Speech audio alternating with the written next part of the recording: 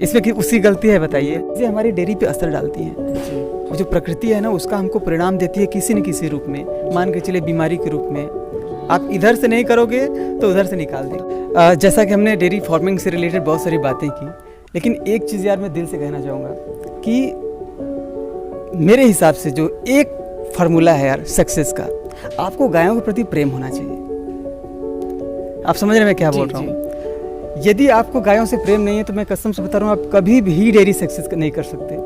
अब प्रेम का मतलब ये है कि आपको प्रॉपर आपको पता होना चाहिए कि वो क्या बात कर रही हैं, है ना। वो बिना, चूंकि वो जानवर हो कुछ बोलेंगी नहीं, ठीक है, तो आप पास में उनके जाइए यार, वो महसूस कीजिए, वो एक एक बात आपसे शेयर करेंगी, है ना। तो आपको भरपूर प्रेम होना चाहिए। और पैसे की वजह पैसे के बल पे तो कभी भी डेयरी सक्सेस नहीं कर सकते, ठीक है। तो सबसे पहली बात, अगर डेयरी सक्सेस करनी है तो आपको गायों के बीच में रहना पड़ेगा, उनसे बातें करना होगा। बछड़ी हो चाहे बछड़े हो, उनको समान भाव देना पड़ेगा, क्योंकि ये स्पिरिचुअलिटी है ना।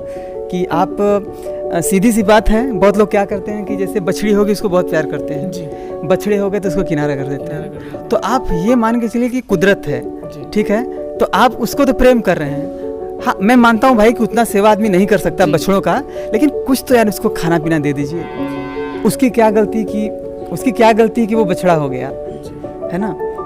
इसमें कि उसकी गलती है बताइए। तो यहाँ पे लोग क्या कर देते हैं कि ऐसे ही छोड़ देते हैं मरने के लिए, कुछ भी दे दिया, अरे बछड़ा है उसको क्या कर। तो ये चीज़ें हमारी डेयरी पे असर डालती हैं। जो प्रकृति है ना उसका हमको परिणाम देती है किसी न किसी रूप में, मान के चले बीमारी के रूप में। आप इधर से नहीं करोगे तो उधर से निकाल देंगे। तो उसको प्रॉपर तरीके से उनको पालिए, बछड़े हैं तो उनको पालिए, और एक साइज़ के हो गए तो फिर कोई अच्छा गौशाला दे के वहाँ पे उनको छोड़ दीजिए। कहने का मतलब उनको कहीं पे भी, बहुत लोग क्या करते हैं यार कि वो बच्चा पैदा हुआ 1-1.5 महीने के बाद जाके कहीं पे भी छोड़ देते हैं जी। कहीं रिंग रोड पे छोड़ देंगे, कहीं सिटी में जाके छोड़ देंगे, बिना ये जाने कि उसका क्या होगा। तो वो बेचारे दर दर की ठोकरें खाते हैं। तो ये बड़ा मुझे कष्ट होता है। और आने वाले समय में मैं तो आपसे बता रहा हूँ, मेरा एक विज़न है। आप मेरे कॉमेडी चैनल से जुड़े रहिएगा, बहुत सारे अपडेट हम लोग आपको देते रहेंगे। उसमें हमारा एक विज़न ये है कि हमको एक सोशल वर्क ये करना है। अभी तक तो हम लोग ये देख रहे थे कि जितने भी खुले बछड़े हैं आप उनको किसी गौशाला में दे दो। मैं प्रॉपरली बता रहा हूँ, मैं कुछ ऐसा करने वाला हूँ कि हमारे क्षेत्र के जितने भी अंधे बछड़े हैं, क्योंकि यार अभी तक हम लोग खुले बछड़े के बारे में बात करते हैं, लेकिन जैसे कि आपको दिखाएं कि हमारा ये बछड़ा जो है, इससे मैंने ना बहुत कुछ महसूस किया।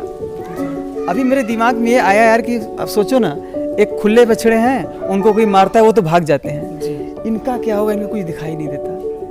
तो मैं आप लोगों का यार बहुत प्यार और सपोर्ट चाहिए। मेरा एक विज़न है कि आने वाले समय में एक अलग से मैं बाड़ा बनाऊंगा, जिसमें हमारे क्षेत्र के जितने 10, 20, 25 बछड़े हैं, मैं अपने घर से उनको खिलाऊंगा, पिलाऊंगा, उनका सेवा करूंगा, ठीक है। तो ये मेरा एक बहुत बड़ा विज़न है डेयरी का। तो बस मेरा दावा है आपने अभी तक में ऐसा पशुपालक तो नहीं देखा होगा। आज इस वीडियो में इतनी अच्छी जानकारी दी और हमें मोटिवेट किया कि बड़ा नौकर मत बनिए, छोटा बनिए, पर मालिक बनिए। और भैया से बस लास्ट रिक्वेस्ट यही रहेगी कि हमारे दर्शकों से कह दीजिए कि हमारे चैनल को सब्सक्राइब करें और वीडियो को लाइक करें। एक चीज़, एक रीज़न और है आप लोगों को सब्सक्राइब करने का, कि हम अपने बेड पे सोए हुए हैं, हम अपने घर में हैं। ये बंदे प्रयागराज से आए हुए हैं, सोचिए प्रयागराज से आ रहे हैं, आपको घर बैठे बैठे सारी जानकारी प्रोवाइड करा रहे हैं। तो आप आंख बंद करके सोचिए यार कितनी बड़ी बात है ना, कि हम घर में बैठे बैठे सारी चीज़ें। जैसे मान लीजिए अगर इस वीडियो से आपको 1% भी आपको अगर मोटिवेशन मिला होगा तो इस चैनल को सब्सक्राइब कर लीजिएगा, हम लोग जुड़े रहेंगे।